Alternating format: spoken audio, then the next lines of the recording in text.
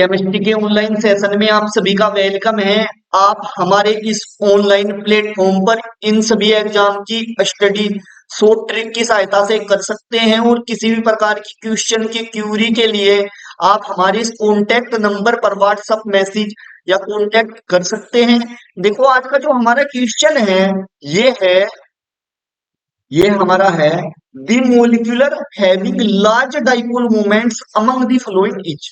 ठीक है, इनमें पूछा गया है कि इनमें से सबसे अधिक, ये जो आपके पास दिए गए हैं इनमें से सबसे अधिक जो डाइपोल मोमेंट्स है किसका है। ठीक है, जो आपके पास ऑप्शन सी है ये करेक्ट हो जाएगा। इसमें जो ऑप्शन सी है इसमें सबसे अधिक डाइपोल मोमेंट्स क्या होता है, इसी का ही होता है। क्लियर है बात? देखो हमारे पास जो नेक्स्ट क्वेश्चन है ये है, ठीक है, इसमें समझाने ऐसा कोई नहीं है, समझाने जैसा कोई पॉइंट नहीं है।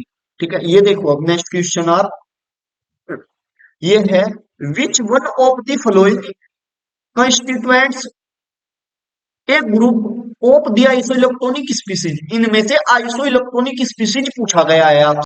देखो आइसोइलेक्ट्रॉनिक स्पीसीज के लिए आप सब में इक्वल इलेक्ट्रॉन दिखा दो, इनमें से सब में इलेक्ट्रॉन इक्वल दिखा दो तो वही क्या होगा, आइसोइलेक्ट्रॉनिक हो जाएगा। आइसोइलेक्ट्रॉनिक ही आपसे पूछा गया है।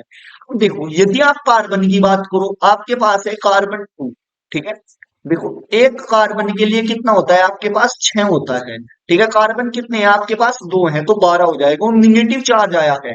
ठीक है, एक कार्बन के लिए कितना है आपके पास, 6 है। ठीक है, 2 कार्बन है तो कितना हो जाएगा आपके पास, 6 और हो जाएगा और माइनस चार्ज है तो प्लस के 2 ऐड होंगे।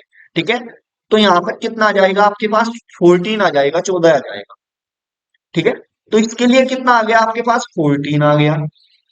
इसके लिए देखो आपके पास 8 दूनी 16, 16 अरे एक ये माइनस 17 है तो ये 17 हो जाएगा।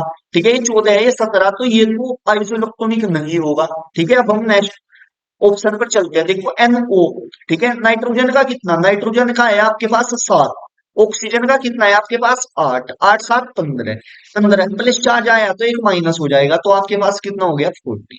ठीक है, इसके लिए आपके पास कितना आ गया 40।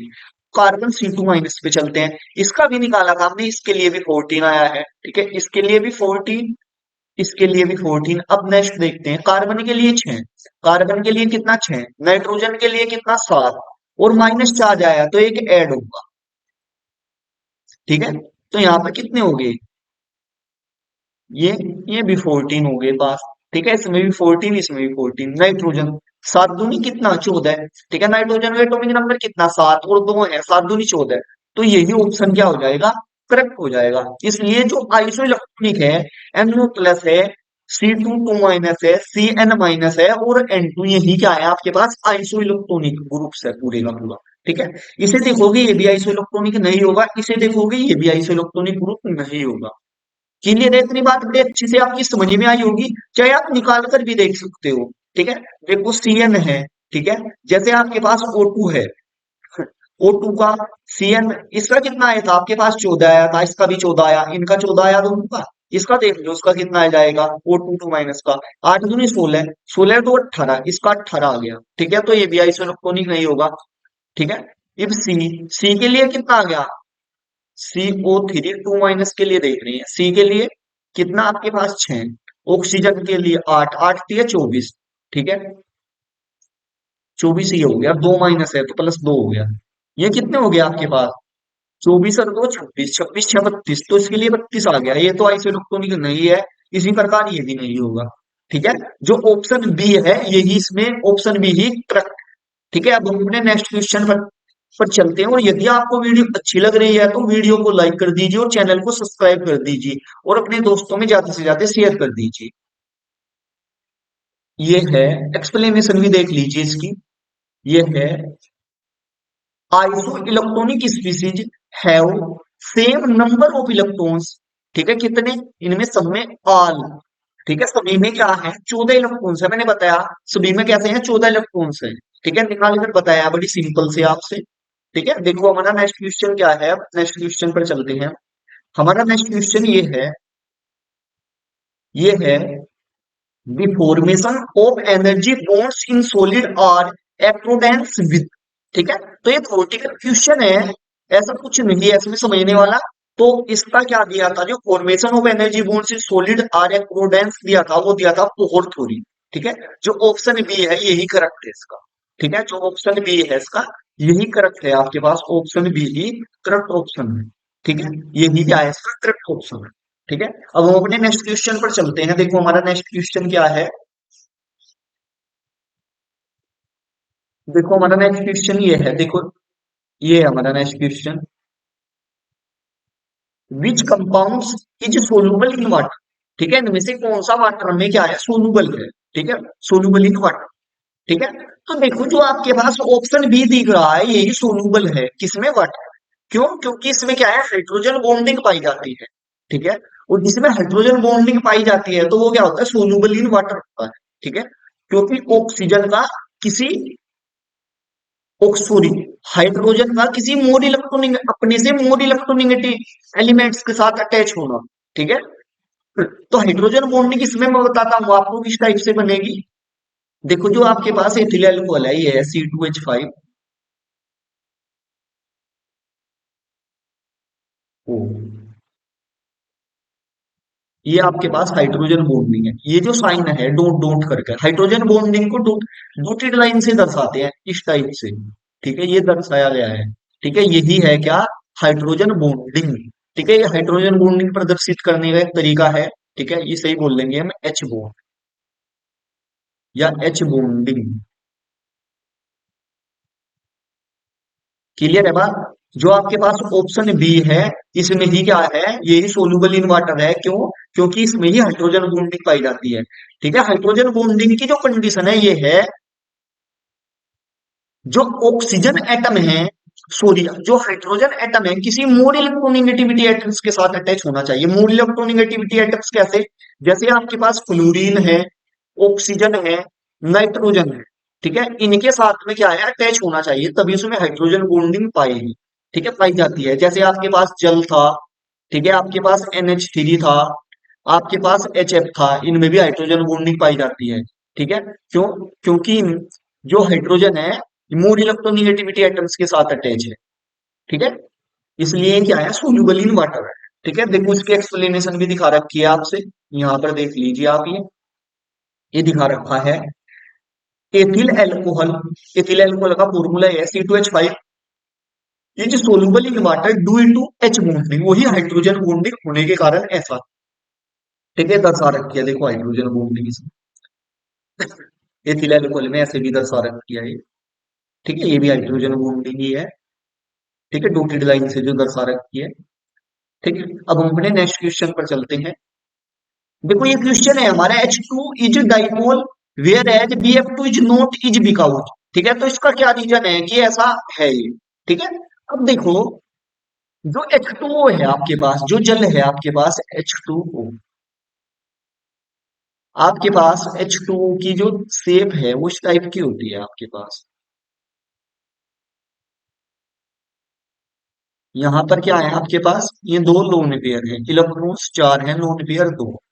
तो इसे आप कह सकते हो कि इसकी शेप क्या है, वी शेप है या बेंच शेप है या एंगुलर हो जाती है।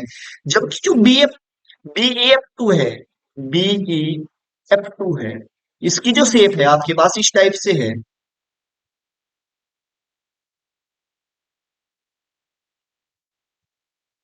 इस टाइप से है आपके पास। ठीक है, मतलब इसके बीच जो बॉन्ड है वो कितना है 180 है। क्लियर है बात, तो ये क्या है लीनियर है। ठीक है, तो इसका क्या रीजन है यही बात पूछा गया है इसमें। यहाँ पर है ऑप्शन डी इसका करेक्ट हो जाएगा, H2 इज एंगुलर है एंड BF2 इज लीनियर है। ठीक है, यही करेक्ट ऑप्शन है इसका। ठीक है, अब देखो संकरण में इसमें क्या एक्सप्लेनेशन किस टाइप से दिखा रखी है इसमें भी देख लीजिए आप। ये दिखा रखा है structure of H2 is angular. ठीक है, एंगुलर वी शेप मैंने बताया था, वी शेप या बेंड शेप होती है क्योंकि यदि किसी में यदि किसी के पास देखो इसका भी रीजन बताता हूं, यदि किसी के पास दो क्या हो बॉन्ड पेयर हो और दो ही आपके पास क्या हो लोन पेयर हो। ठीक है, तो उसकी जो शेप होती है आपके पास कैसी होती है बेंड शेप या वी शेप होती है। ठीक है, जो संकरण होगा उसमें sp3 हाइब्रिडाइजेशन होगा क्योंकि इलेक्ट्रॉन पेयर तो आपके पास कितने हैं चार ही हैं, और यदि इलेक्ट्रॉन पेयर चार हैं तो संकरण कितना होगा sp3 होगा। ठीक है। एंड बोथ एंगल कितना होता है, 105 डिग्री होता है। क्यों? क्योंकि इसका 105, ठीक है। क्यों? क्योंकि घट जाता है ये लोन पेयर के कारण। Etch dipole moment values positive या मोर देन जीरो, ठीक है। इसकी क्या होती है आपके पास, इसका मैंने बताया था 180 होता है, इस टाइप से दिखाया था मैं। But BF2 structure is linear, इसमें क्या हो जाएगा आपके पास, लीनियर है, क्योंकि स्फीयर इसमें कितने हैं आपके पास, BEF, इस टाइप से ही तो आया था। ठीक है, एक ये सिग्मा है, एक ये सिग्मा है, और दो सिग्मा है तो आपके पास इलेक्ट्रॉन स्फीयर, ठीक है, कितने आपके पास, दो सिग्मा है, तो संकलन sp हो जाएगा। इसलिए लीनियर में sp हाइब्रिडाइजेशन होगा। ठीक है, जो लीनियर होता है उसके लिए म्यू जीरो होता है, ठीक है। इसलिए इसमें देखो यहाँ पर ड्यू टू म्यू की वैल्यू क्या हो जाएगी, जीरो से बड़ी हो जाएगी। H2 is dipole and due to zero के equal BF2 is non linear, ये क्या हो जाएगा, नॉन लीनियर हो जाएगा। ठीक है, सॉरी नॉन पोलर। ठीक है। अब देखो हम अपने नेक्स्ट क्वेश्चन पर चलते हैं। तो नेक्स्ट क्वेश्चन हमारा ये है, वैल्यू किसकी ऑफ एक्स की पोटास एलम, पोटास एलम में पूछा गया है, वैल्यू किसकी एक्स की पूछा गया है आपसे। अब देखो जो पोटास एलम है आपके पास, ये है K2SO4, ठीक है, AlX, इस एक्स की वैल्यू पूछी गई है। ठीक है, तो देखो आपने पता है जो एल्यूमिनियम है आपके पास, Al, एल्यूमिनियम के वैलेंस शेल में तीन इलेक्ट्रॉन्स होते हैं। ठीक है, 3+ चार्ज आ जाएगा। जो आपके पास सल्फेट है, ठीक है, उस पर क्या होता है, 2- चार्ज होता है। ठीक है, हमेशा जब फॉर्मूला लिखते हैं, ये जो आपके पास चार्ज है बिना साइन के, ये हमेशा इसके नीचे आएगा, और ये जो चार्ज है बिना साइन के, ये इसके नीचे आएगा। ठीक है, इसलिए जो आपके पास फॉर्मूला होगा Al, ये चार्ज इसके नीचे, Al की ट्वाइन, ठीक है, SO4, ये चार्ज कितना है, SO4 की कितना, ये चार्ज कितना है, 3, ये इसके नीचे आएगा। ठीक है, इसलिए एक्स की वैल्यू पूछा गया है, तो एक्स की वैल्यू कितनी हो जाएगी आपके पास, 2 हो जाएगी। क्लियर है बात। अब देखो इसकी एक्सप्लेनेशन देख लीजिए, इन्होंने किस टाइप से दिखा रखी है। ये दिखा रखा है, देखो potash alum is double salt, आप जानते हो कि पोटास एलम क्या होता है, एक डबल साल्ट होता है।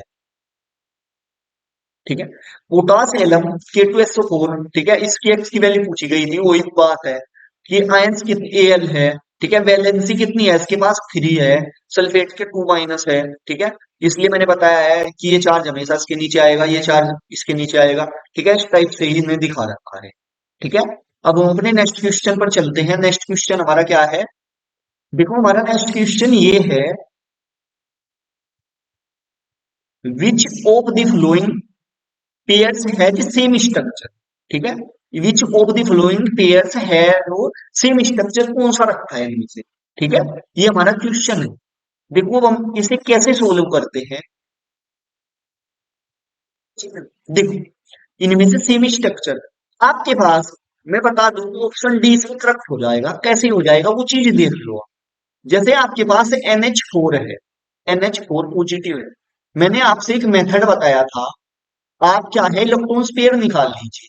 ठीक है, यदि आपके पास क्या है, इलेक्ट्रॉन्स का सम 8 से छोटा आया है, तो आप डिवाइड 2 से करोगे, और यदि इलेक्ट्रॉन्स की जो सम है वो 8 से बड़ा है, तो आप डिवाइड क्या करोगे, 8 से करोगे, और जो आपके पास भागफल होता है वही पेयर होता है। किस टाइप से मैं बताता हूँ।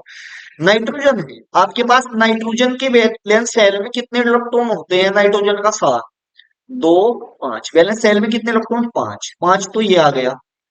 हाइड्रोजन के वैलेंस शेल में भी एक इलेक्ट्रॉन्स होता है, इसका एटॉमिक नंबर भी एक ही होता है, तो कितना आ गया यहाँ पे, 4 आ गया। ठीक है, और प्लस चार्ज आया है तो एक माइनस हो जाएगा, 5 4 9, 9 में से एक माइनस गया तो 8। मैंने बताया था यदि 8 या 8 से क्या है, छोटा है, तो डिवाइड आप 2 से करोगे। ठीक है, 2 चौक 8, ये आ गया आपके पास। ठीक है, देखो ये जो आया है आपके पास यहाँ इस साइड, इसे ही बोलते हो आप इलेक्ट्रॉन पेयर। जो आपके पास इलेक्ट्रॉन पेयर आए हैं, मैं ईपी से लिख रहा हूँ शॉर्ट में, इलेक्ट्रॉन पेयर 4 आए हैं। ठीक है, अब आपने निकालना क्या है, बॉन्ड पेयर देख लो आप, क्योंकि आपने क्या स्ट्रक्चर बतानी है, तो बॉन्ड पेयर देख लो आप। बॉन्ड पेयर इसमें कितने हो जाएंगे आपके पास, बॉन्ड पेयर हो जाएंगे टोटल नंबर ऑफ, ठीक है, एटम्स इन मॉलिक्यूल्स में टोटल कितने हैं आपके पास, 4 और एक कितने हो गए, 5। ठीक है, 5 में से एक माइनस फॉर्मूले में है, क्योंकि टोटल बॉन्ड पेयर निकालने का एक फॉर्मूला है। यदि आपको वीडियो नहीं देखी तो पहले उन वीडियो को देख लीजिए। Total number of atoms in molecules में -1। टोटल एटम्स कितने हैं, टोटल एटम्स हैं 4, ये है, और एक ही है 5, तो 5 में से एक माइनस गया तो आ गया 4। ठीक है, लोन पेयर कैसे निकलेंगे? जो लोन पेयर है आपके पास, इलेक्ट्रॉन पेयर में से आप बॉन्ड पेयर को माइनस कर दोगे तो आपके पास लोन पेयर आ जाएगा। तो आपके पास इलेक्ट्रॉन पेयर भी चार हैं, देखो इलेक्ट्रॉन पेयर भी क्या है, चार है, और आपके पास बॉन्ड पेयर भी चार है, तो लोन पेयर आ गई जीरो। इसलिए आपके पास, ठीक है, जो संकरण होगा वो होगा sp3, क्योंकि आपके पास कोई भी बॉन्ड पेयर नहीं है, इसलिए इसकी जो शेप होगी वो होगी टेट्राहेड्रल। क्लियर है बात? इसकी शेप कैसी होगी? टेट्राहेड्रल। यहां पर लिख देता हूं,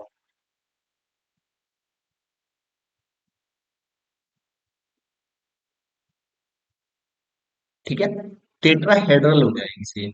ठीक है, अब देख लीजिए, हम इसकी शेप बताते हैं SO4 की, SO4 2 इसकी भी शेप टेट्राहेड्रल ही आएगी। कैसे? सल्फर का एटॉमिक नंबर कितना? 16 है।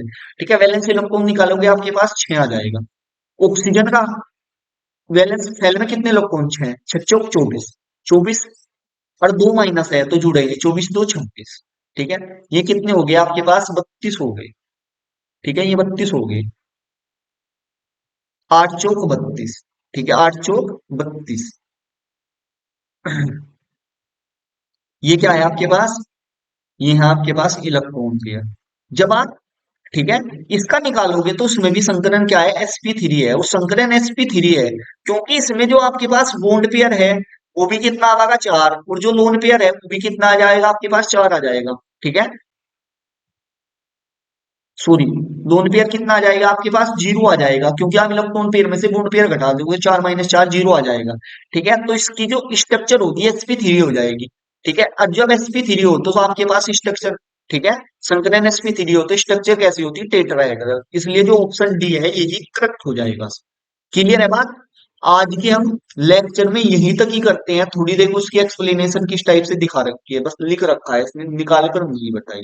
ठीक है, आज के लेक्चर में हम यहीं तक ही अपने क्वेश्चन रखते हैं। और यदि आपको वीडियो अच्छी लगी है तो वीडियो को लाइक करो और चैनल को सब्सक्राइब करो और अपने दोस्तों में ज्यादा से ज्यादा शेयर करो। Thank you for